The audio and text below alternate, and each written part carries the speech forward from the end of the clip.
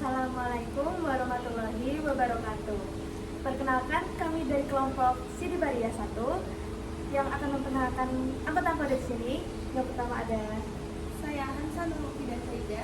saya Ardelina Febriani, Saya Anindita Lela Isu Parmasti. Saya Aina Fatia. Saya Fania Putri Zerlina. saya Junia Rahmawati, Saya Rida Dewi Putri. Saya Ade Taufan Muda. Saya Alif Fira Madani. Saya Amanda Palasari. Siti Nur Aisyah. Dan saya Nadia Oleh Rahma. Saya Arniawan Putri. Saya Tasya Jisa Fitri. Saya Firla Safa Krisnawati. Saya Anastasia Kurnia Putri. saya Adina Paulia. Saya Dinda Latifano. Pada kesempatan kali ini, kami akan mempresentasikan hasil mind map kami yang berjudul Literasi Islam dalam Jurnalisme. Dalam mind map ini, kami membahas bagaimana prinsip-prinsip jurnalistik dipadukan dengan nilai-nilai Islam, mulai dari elemen-elemen penting, prinsip dasar, dalil yang menjadi landasan, hingga kode etik yang harus dijaga oleh seorang penulis. Harapannya, melalui pembahasan ini kita dapat memahami bahwa menyampaikan informasi bukan hanya soal kecepatan, tetapi juga tentang kejujuran, tanggung jawab, dan membawa kemaslahatan bagi masyarakat. Adapun prinsip-prinsip dasar Islam dalam jurnalisme adalah yang pertama sidik dan hak, yaitu kebenaran. Yang kedua tablik atau publikasi. Yang ketiga maslahah atau kepentingan umum, dan yang terakhir adalah wasatiyah atau keseimbangan. Adapun dalil-dalil dalam jurnalisme adalah yang pertama ada di dalam surat Al-Hujurat ayat 6 yang berisi tentang pentingnya menguji kebenaran suatu berita. Yang kedua ada di dalam surat An-Nahl ayat 125 yang berisi tentang pentingnya memperjuangkan kebenaran suatu berita. Dan yang terakhir ada di surat Yusuf ayat 87 yang berisi tentang jangan berputus asa dalam mencari berita. Yang selanjutnya ada elemen jurnalistik. Yang pertama ada kewajiban utama, yaitu kebenaran. Yang kedua loyalitas utama, yaitu warga. Yang ketiga intisari, itu verifikasi. Yang keempat ada menjaga independensi. Kemudian yang kelima itu berfungsi, yaitu monitor kekuasaan. Yang keenam menyediakan, yaitu forum publik. Yang ketujuh buat, yaitu menarik dan relevan. Selanjutnya lengkap, yaitu komprehensif dan profesional. Menjalankan, yaitu hati nurani. Kehadiran, yaitu jurnalis warga.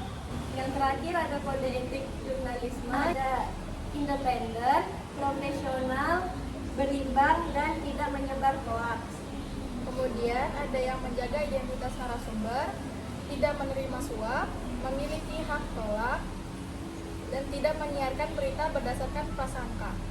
Lalu ada menghormati hak narasumber, segera memperbaiki berita yang salah, dan melayani hak jawab dan koleksi.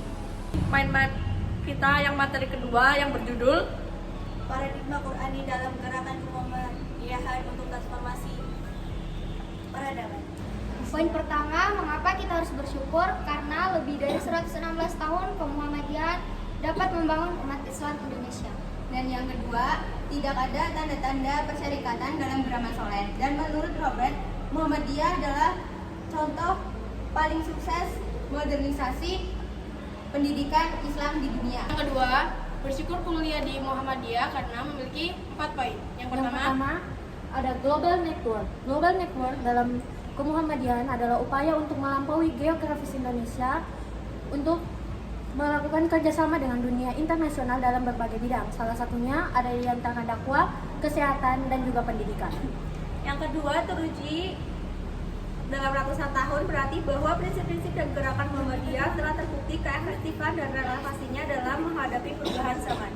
Yang ketiga yaitu public trust yang besar dalam kemuhammadiyahan, maksudnya adalah masyarakat luas sangat meyakini dan mempercayai organisasi Muhammadiyah sebagai lembaga yang jujur, efektif, dan mampu memenuhi janji dalam menjalankan misinya seperti syiar agama, pendidikan, dan pelayanan publik.